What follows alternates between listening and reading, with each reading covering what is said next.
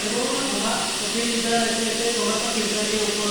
side में ऐसे घुमा दिया बराबर सब फिर करके जैसे ये इसका होगा फिर रिटर्न का इधर थोड़ा दूर रहेगा और ये इधर से ऐसे इस साइड ऐसे इसको भी घुमाने का